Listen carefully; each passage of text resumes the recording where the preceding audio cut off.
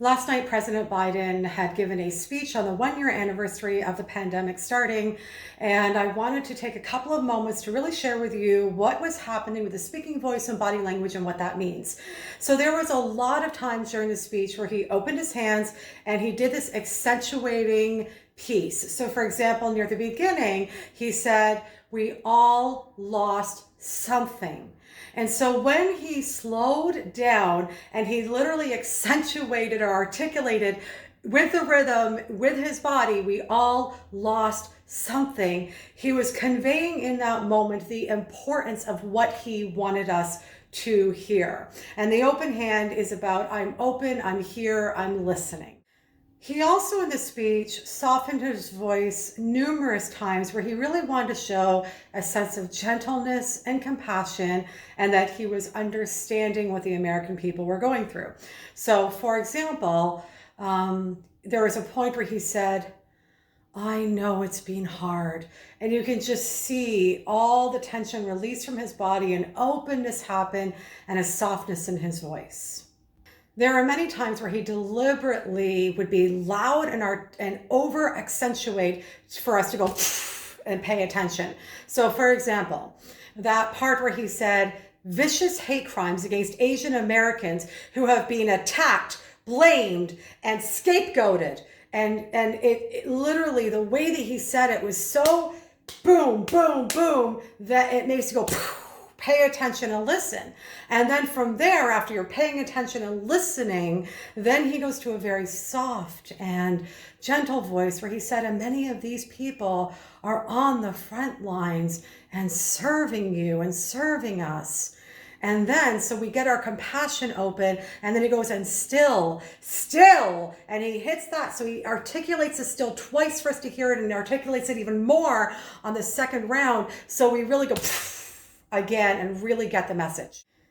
In other places, he would deliberately put his fist up or his fists up, such as, "We mark our independence," to basically say, "Look at us, we are dominant, we're in charge, and we're fighting." And then there was that part where he literally grabbed the podium, he leaned in and said, "We all need to get vaccinated."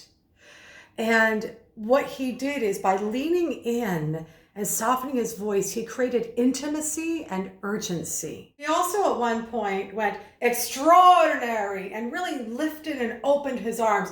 Extraordinary. And what that does is assert your dominance and your power. In that moment where he says, "If we all do our part," he's literally doing his head no as a form of, if we all do our part, which is the message, but this nodding back and forth is, "I disapprove of you." It's a disapproval if you don't do your part. He does the nod. We'll all come out stronger. Again, subliminally telling us, yes, we'll all come out stronger. Hold that power. We're saying yes to this. We can do this. At the very beginning and throughout the talk, he deliberately had named multiple scenarios that people had been going through, from not being able to go to school, to losing their jobs, to being homeless, to missing out on first dates, and many other things. And by really acknowledging and naming what the challenges are that people are going through, it helps people to feel seen and heard. He called out the frustrations of the American people around what's a lie and what's the truth and which news is right and which news is wrong. It's been a major frustrations for the American people. And so he told that whole story around tell the truth, tell the truth, tell the truth. And that story around the woman in Philadelphia, to really be able to show in his speech that he hears the frustrations of American people. The other thing is that in his brand messaging throughout his campaign and in his presidency has always been about unity.